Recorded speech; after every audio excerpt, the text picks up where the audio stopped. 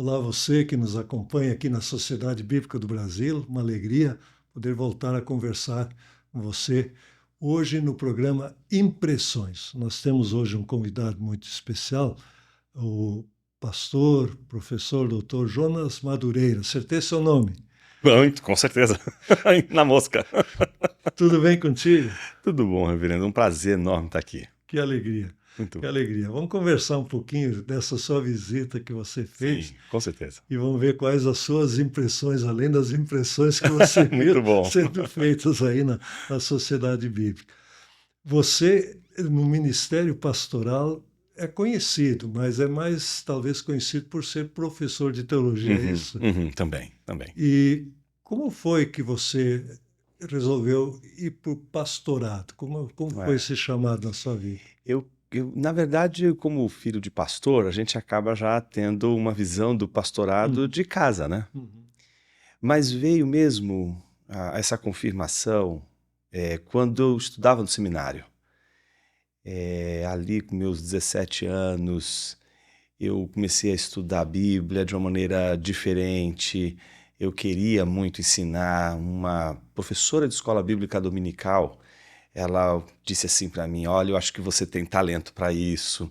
Falou com meu pai, aí meu pai, será? Mas ele ainda está terminando agora o ensino, na época a gente chama de ensino médio, né? é, Hoje, né? Mas o colegial, será que é isso mesmo?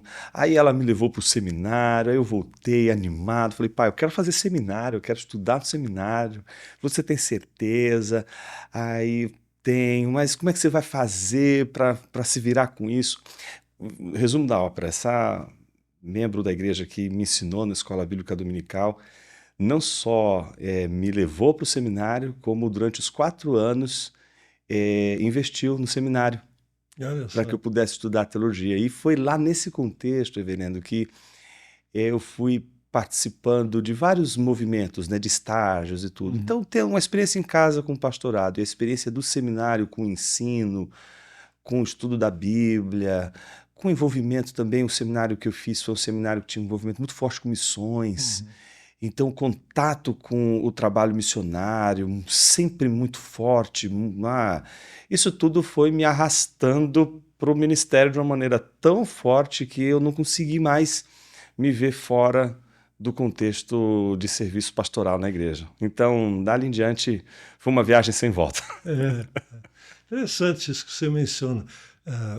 Hoje o ensino fundamental tem uma passagem para o ensino médio, que É, ali é uma hora de decisão. No fim do exato, ensino médio, tem uma hora de decisão a faculdade, exato. como que aquilo mexe com o coração. E isso que foi o que preocupou também meu pai, né, num certo sentido. Você vai fazer seminário direto, né, não vai fazer uma outra faculdade. Depois eu tentei fazer outras coisas, né? Uhum, Perambulei pelo direito, etc. Mas eu uhum, falei assim, não, eu tenho que voltar a estudar as coisas que envolvem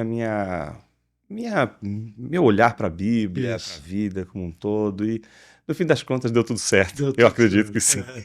E a entrada para o mundo acadêmico, para se preparar para isso e depois. Foi tão interessante isso, reverendo, porque eu quis muito progredir nos estudos em teologia, muito. Depois Uhum, que eu falei, não, é isso mesmo, eu quero ser pastor. Em 98 eu fui ordenado ao ministério. uhum, Falei, não, eu quero ser pastor, eu quero, mas eu quero me aplicar de uma maneira em uhum, que o meu ensino tenha uma reverberação na vida da igreja, da uhum, comunidade, não é, que eu ministro e tal. E aí eu falei, bom, vou fazer o mestrado em teologia, eu vou uhum. prosseguir.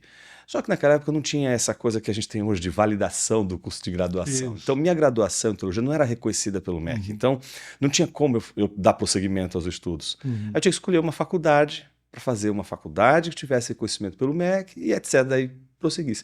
Eu escolhi fazer filosofia. uhum. E foi ali que eu tive uma grande surpresa. Meus pais ficaram muito assim, será que é esse caminho mesmo?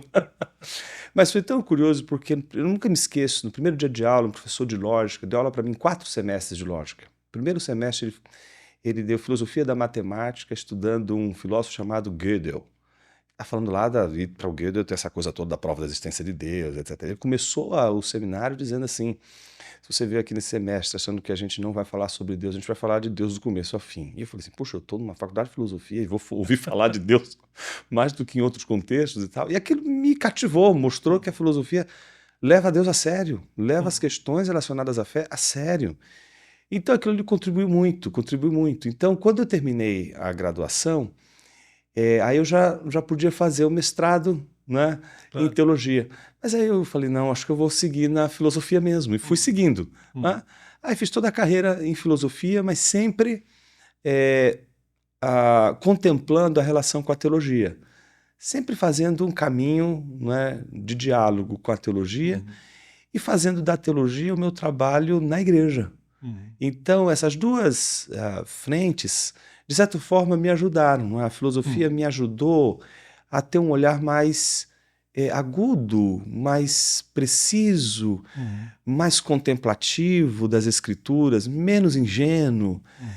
Por outro lado, a teologia me ajudou a buscar respostas que considerem o grande movimento da igreja ao longo das eras, porque a filosofia talvez ela não se preocupe tanto com a maneira como a teologia, a igreja, a nossa tradição cristã, etc., vem respondendo as perguntas que a Bíblia faz. Não é? Então a teologia veio me ajudando a pensar as respostas que a perguntas que a filosofia faz, mas com uma responsabilidade histórica, com a Bíblia, com as Escrituras. Então, esse casamento foi acontecendo ao longo desse tempo de formação, de diálogo, filosofia e teologia. Eu quero retomar esse ponto que você mencionou do diálogo da filosofia, a teologia, e ao longo da história. Quando a gente começou a nossa conversa, eu disse, deixa uma Bíblia aqui para a gente. Me trouxeram uma Bíblia, não foi nem encomendada essa, estudo da igreja primitiva. A igreja primitiva houve um câmbio da história do mundo hebraico para a cultura grega, da cultura hebraica para a cultura grega. E a cultura grega não foi só a troca da língua do hebraico para o grego, porque aí tinha conceitos gregos com cultura hebraica misturados, e a patrística tentando responder às questões da filosofia. Aquele é um período bem especial da história da igreja, não é? Eu acho, reverendo, eu acho que é um dos períodos também mais decisivos para diversas questões. Mas eu acho que ali a gente encontra o grande desafio da leitura, né? Do que é ler um texto. Às vezes a gente acha que a gente lê o texto como se fôssemos o grau zero da leitura. E eu gosto de pensar, reverendo, que toda leitura tem de ser coletiva, ela tem de ser comunitária. Eu tenho de encontrar na minha leitura particular, que ela é inafiançável, eu tenho de ler o texto, mas eu posso dar minhas mãos a vários outros leitores. Né? Na Idade Média tinha um ditado, né? Acho que foi Bernardo de Chartres que dizia isso, né? Que a gente deveria subir nos ombros dos gigantes, né? Não para superá-los, mas para enxergar do ponto de vista daqueles ombros. Né? Então essa ideia de que a gente pode ler e ter ajuda na leitura, ela é interessantíssima, porque mesmo quando a gente vê a leitura da Bíblia sendo feita desde o contexto da tradição hebraica até a tradição grega, esse encontro que teve, que foi um encontro cheio eu acho, de desafios, né? De boa recepção, de uma recepção não tão boa assim, né? Mas a gente vê nesse encontro a necessidade da leitura.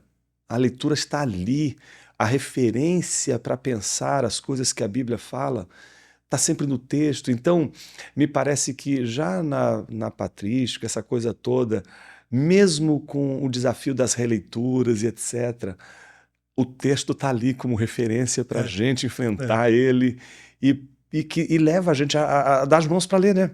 Ou seja, a gente não está lendo sozinho, a gente tem uma multidão de gente lendo. E que bom que a gente pode ler a Bíblia e tomar os olhos dos outros emprestados, porque a gente, às vezes, acha que a gente só pode ler com os nossos olhos. Né? Às vezes a gente pode descobrir que dá para ler a Bíblia com os olhos dos outros. Me empresta seus olhos para eu ler a Bíblia aqui. Deixa eu ver como que você está lendo isso aqui. Eu nunca vi isso. Que coisa interessante. Então, eu acho que tem um grande desafio que esse encontro com a patrística, sobretudo, trouxe para a igreja, não só do ponto de vista das questões doutrinárias, filosóficas, todo mundo gosta dessas questões, porque elas são as questões mais polêmicas, etc.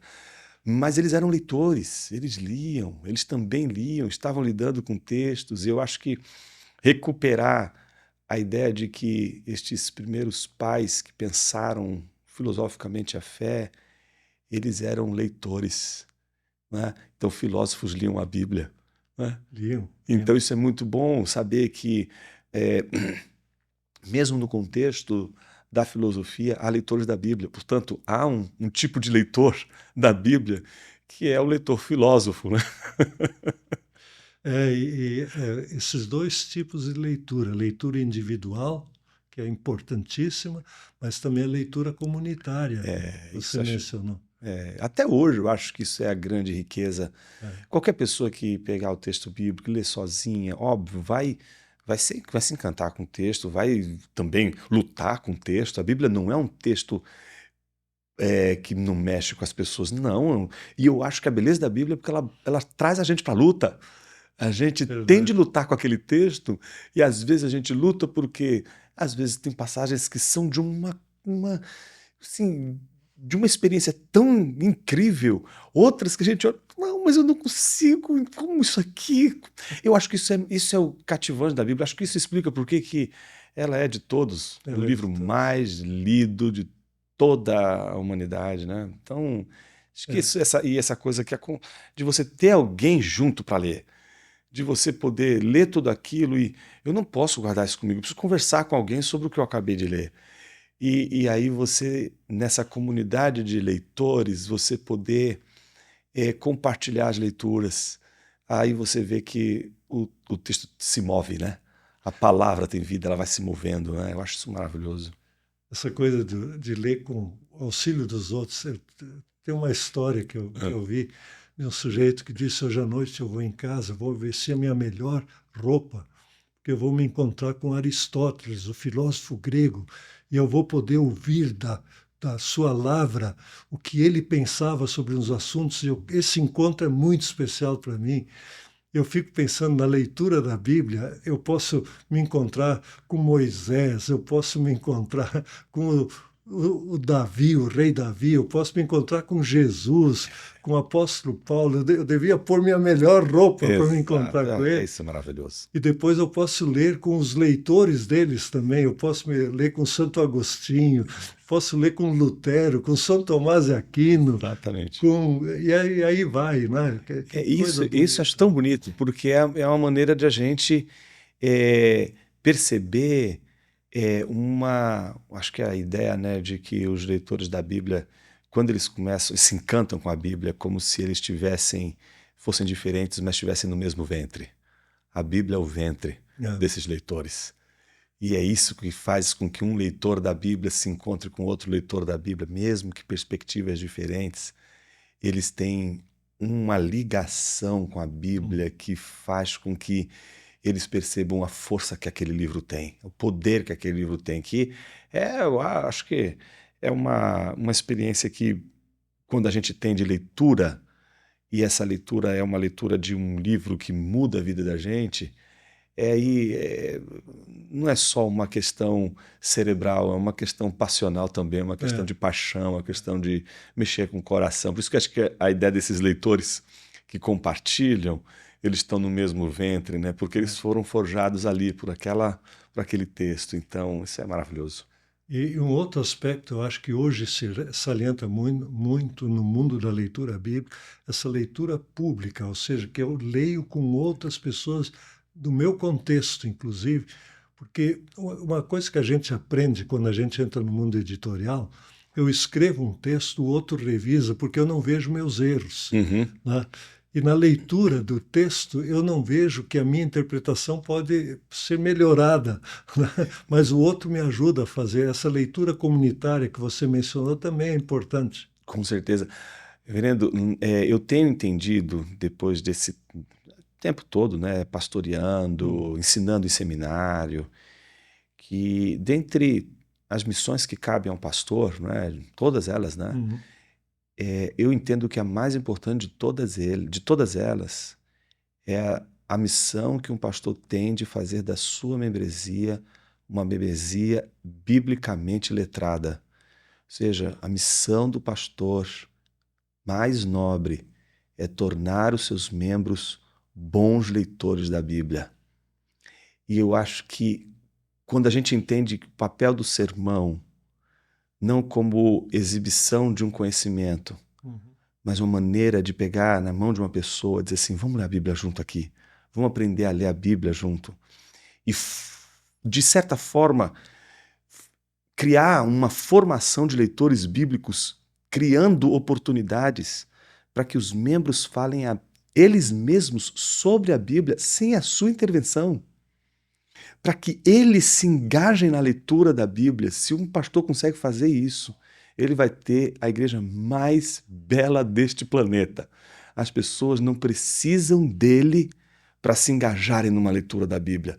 Elas ouvem um sermão e elas já querem uma com a outra, não tem uma espécie de mediação, a mediação única e exclusiva é o próprio texto ali para elas, e ensiná-las a ler a Bíblia, mostrando, sabe, que a Bíblia ela tem uma riqueza de textos que, se você mudar a chavinha na sua maneira de ler, puxa, se você lê um verso aqui de Salmos, não é, com um olhar um pouquinho diferente daquele que você lê, por exemplo, o Evangelho, ou você vai ganhar tanta coisa que, olha, descobrir um quiasma na Bíblia, não é? É uma coisa tão extraordinária, não é, que você fala assim, isso aqui é um jeito de pensar diferente. É, bem diferente do nosso.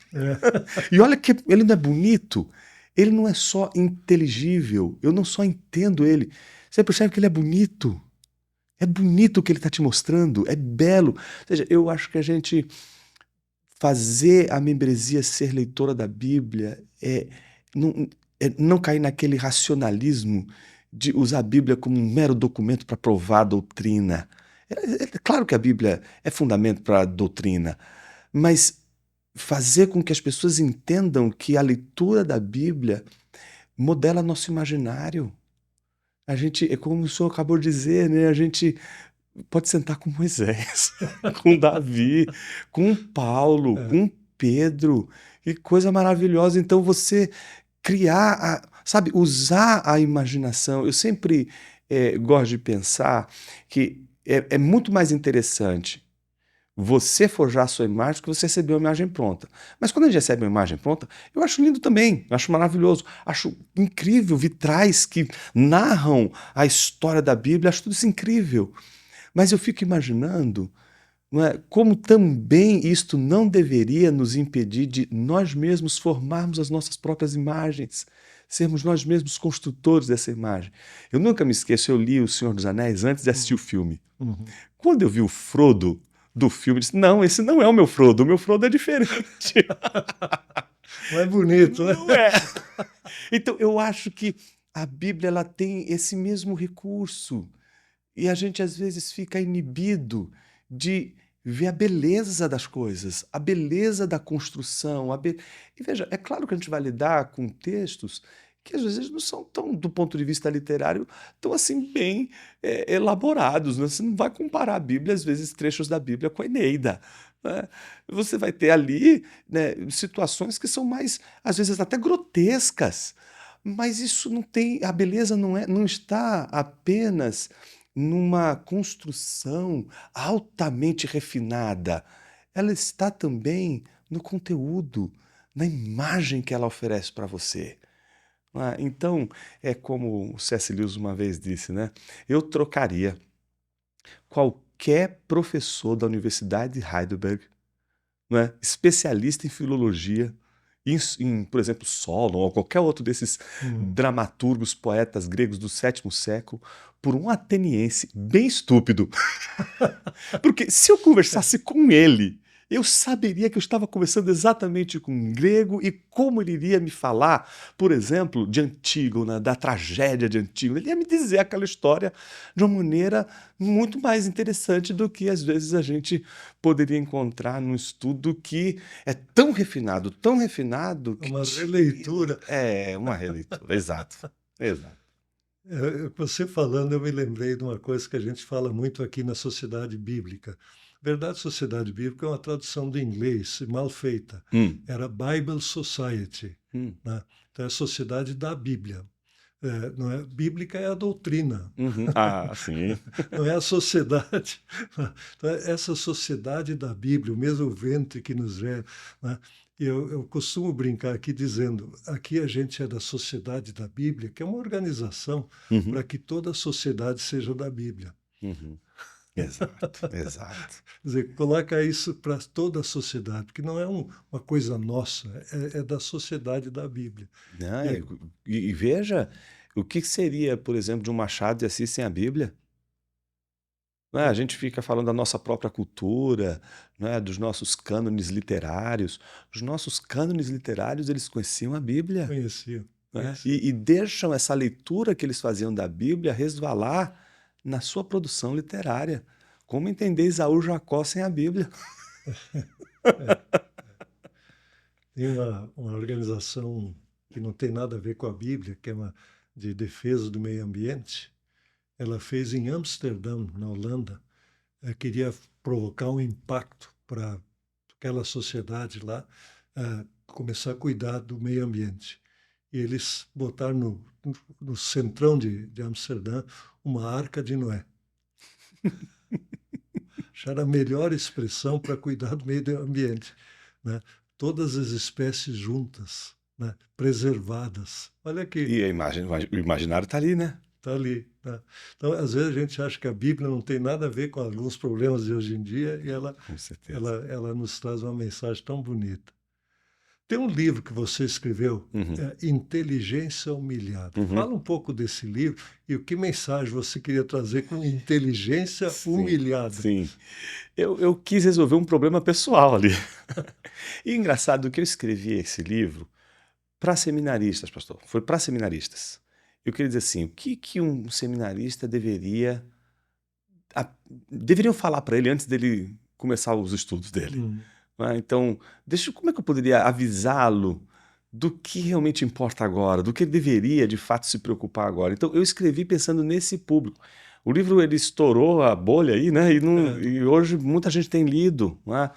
O texto, que foi, na verdade, a- apesar desse intuito de alcançar esse tipo de hum, leitor, ele também foi uma tentativa de resolver um problema, não é? Que é você é um pastor, você é um professor, não é? hum, E o livro é a conciliação dessas duas coisas, não é? Eu não preciso polarizar nem o pastor nem o professor, eu não preciso polarizar fé e razão, eu não preciso polarizar, não é? O estudo teológico, o estudo da filosofia. Essas coisas elas podem caminhar juntas. Então eu tentei mostrar que para que isso aconteça, a gente primeiro precisa ter uma consciência de que nós não é que a gente é humilhado, uhum, a nossa inteligência é humilhada. A nossa inteligência já está sob a condição da humilhação, né? Então é como aquela a famosa frase, eu acho que foi Mark Twain, né, que dizia, né, que a ideia do tolo, né, não quero explicar aqui como eu me tornei um tolo, eu quero dizer para você como se deixa de ser tolo. Ninguém se torna tolo. As pessoas, no máximo, deixam de ser tolas. Então é, a ideia de que todo mundo, num certo sentido, né, já está sob a condição da tolice. Então a ideia foi mostrar que, de certo modo, a gente já está sob a condição da humilhação, na medida em que nós não temos uma onisciência de tudo, a gente não, quer dizer, uma onisciência, né, porque onisciência é a ciência de tudo, não é? A gente não tem essa inteligência que a gente julga ser capaz de dominar todas as coisas e ter a certeza sobre todas as coisas.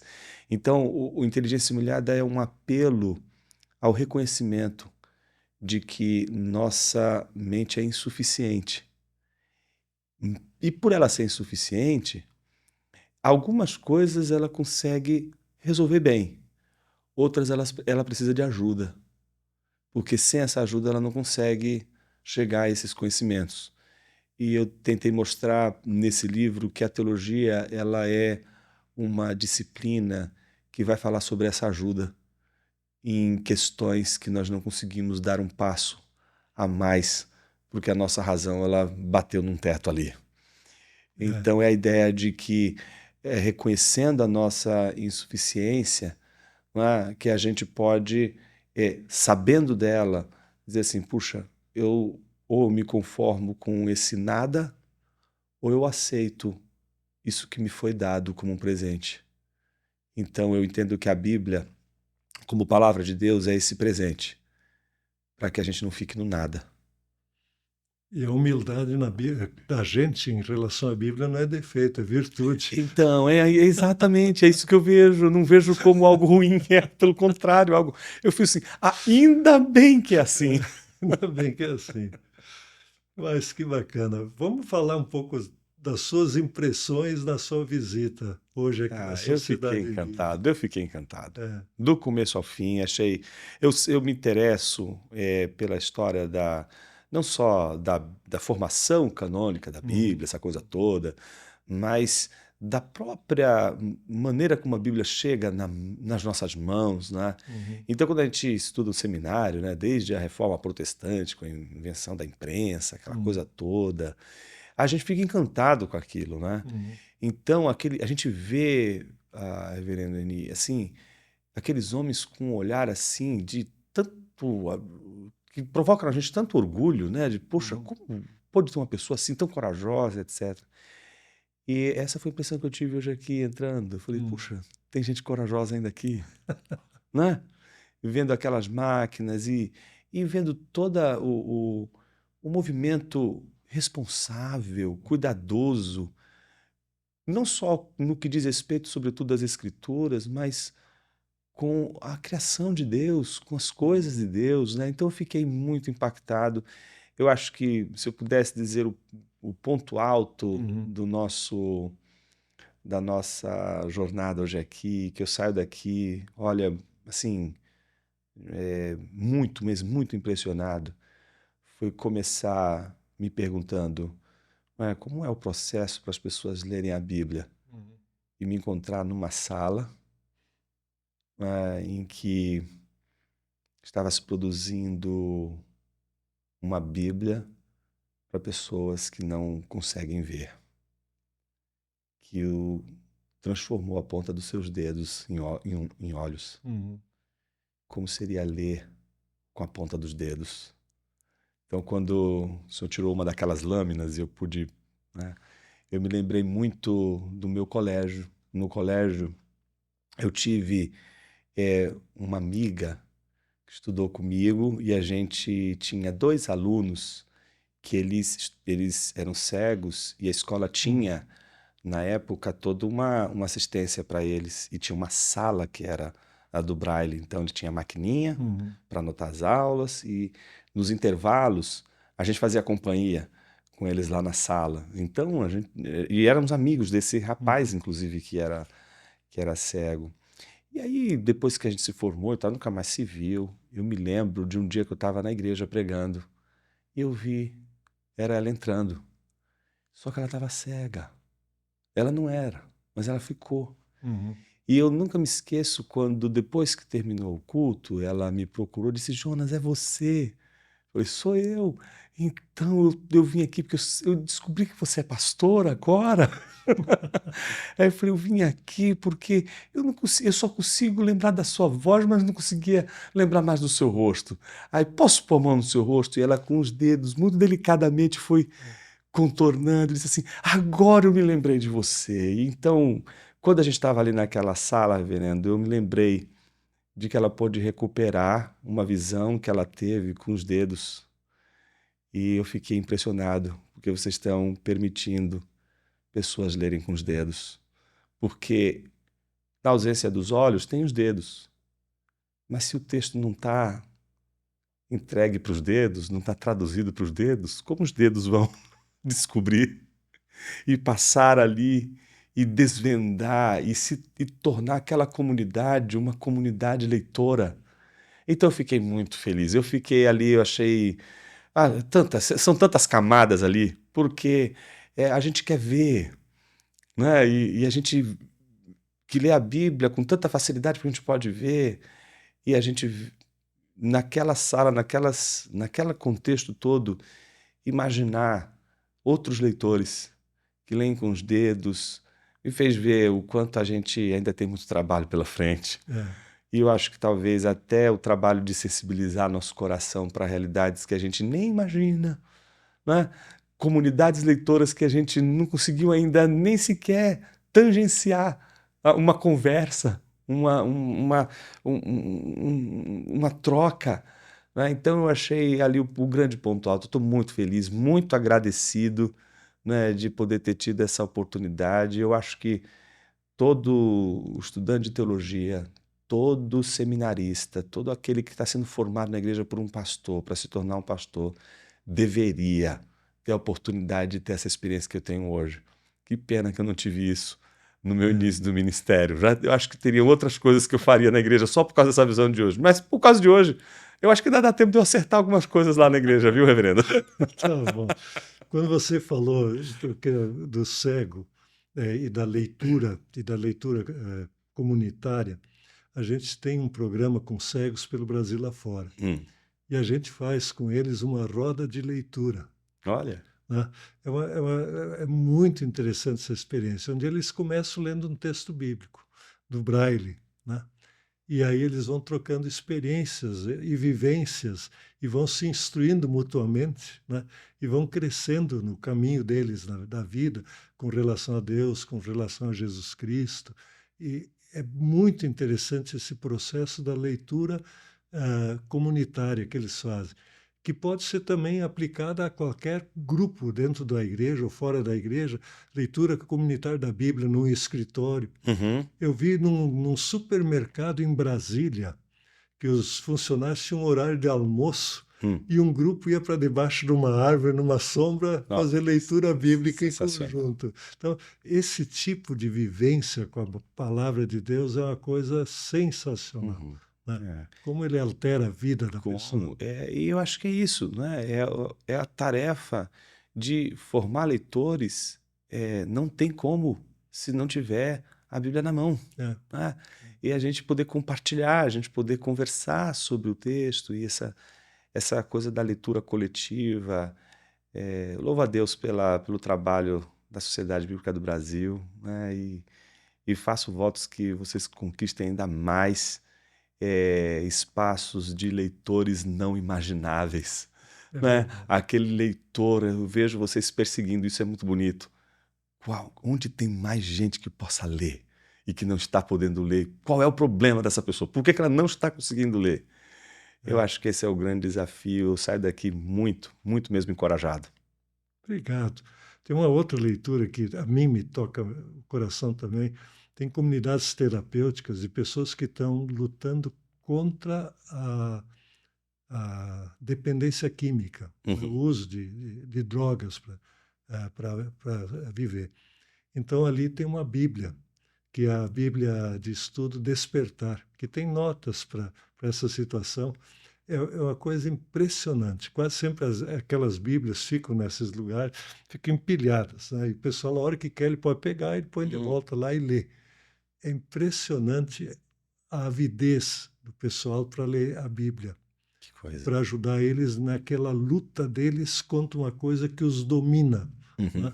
E eles humildemente, aí vem a humildade de novo, vão ali na palavra, Deus me ajuda, eu quero vencer essa minha dificuldade. E aí eles buscam orientação na palavra de Deus. Então, toda a vida humana, famílias que buscam, presidiários que buscam, e assim por diante. é muito bom, muito bonito. Jonas, muito obrigado aí pela conversa que nós pudemos ter agora e muito obrigado pela tua visita, pela tua espontaneidade de relatar tudo isso. Que Deus continue abençoando teu ministério que tanto é de pastor de igreja como também de professor. Deus continue te dando sabedoria e muita alegria naquilo que você faz. Que Deus esteja sempre ao teu lado. Obrigado, meu irmão. Eu agradeço também o convite, a oportunidade de estar aqui, de conhecer esse trabalho maravilhoso. Que o Senhor abençoe você, todos aqueles que têm, de certa forma, servido aqui nesta casa. Estou muito contente, muito feliz e me sinto honrado de poder conhecer. E agora, conte com as minhas orações também, conte com o meu apoio. É Amém. uma alegria enorme, viu? E a você que nos acompanhou nesse programa Impressões, muito obrigado pela sua companhia. Que Deus acompanhe sempre a sua vida com bênçãos.